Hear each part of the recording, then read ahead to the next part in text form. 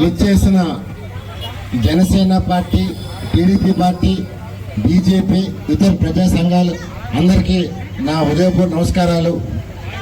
ఏదైతే తిరుపతి పుణ్యక్షేత్రంలో అపచారం చేస్తున్నారో దీనికి జనసేన పార్టీ అధినేత పవన్ కళ్యాణ్ గారు క్షమాపణ మహాదీక్ష చేస్తున్నారో విశాఖపట్నంలో జనసేన పార్టీ ఆధ్వర్యంలో వంశీకృష్ణ శ్రీనివాస్ యాదవ్ గారు ఇక్కడ ప్రభుత్వం జరిగింది.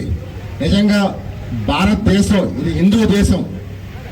మన అన్ని మతాలను గౌరవిస్తాం తప్ప మన మతాన్ని కించపరిస్తే పవన్ కళ్యాణ్ ప్రతి ఒక్క హిందూ ముందుకు రావాలి.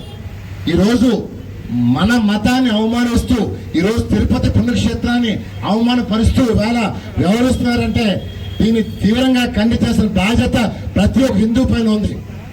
ఈరోజు మనం చేతకంతరంగా కూర్చుందాం అనుకుంటారేమో, ఇవాళ పవన్ కళ్యాణ్ గారు ఇచ్చిన పిలుపుతో రాష్ట్రంలో అన్ని మూల ప్రజలు ముందుకొచ్చారు. మన హిందూ సాంప్రదాయం హైందవ ధర్మాన్ని మనం అవమానపరుస్తుంటే అలాంటి వాళ్ళని తరిమి కొట్టని మొదలు చేస్తాను. నిన్న ప్రకాష్ రాజు గారు మాట్లాడితేదో ఆయన క్షమాపణ చెప్తూ మాట్లాడుతున్నారు. ఎవరైనా సరే ఒకటే పిలిపిస్తారు, భారతదేశం హిందూ దేశం తప్ప హిందూ దేశంలో మేము మీకు చోటు కల్పించాం తప్ప మా మతాన్ని అవమానించినా అగౌరవపరిచినా ఎవరి మీకు మొదలు చేస్తాను.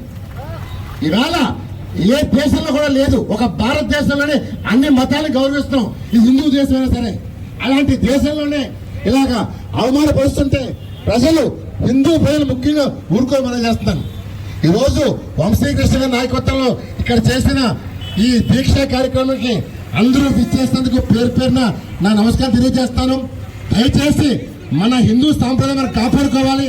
భావతరాలు కాలుష్యం జరిగిన పాపం చేస్తాను. అందువల్ల ఇది ముఖ్యంగా జగన్మోహన్ రెడ్డి పరిపాలనలో హిందూ మతాన్ని తిరుపతి పుణ్యక్షేత్రాన్ని పూర్తిగా బలపడించారు. ఇప్పటికైనా సరే తిరుమల పవిత్రాన్ని కాపాడుకోవాలి. అలాగే మన భారతదేశంలో అన్ని దేవాలయాలను కాపాడు, ముఖ్యంగా ఆంధ్రప్రదేశ్ లో ఉన్న అన్ని దేవాలయాన్ని మనం గౌరవించుకోవాలి. ఇలాంటి వాళ్ళని ఎవరైనా చేస్తే సరే ఊరుకోకూడదు. జనసేన కానీ, టీడీపీకి కానీ, బీజేపీ కానీ ఎవరైనా సరే ఇలాంటి వాళ్ళని తరివేయకుండా చేస్తాను. జై హింద్.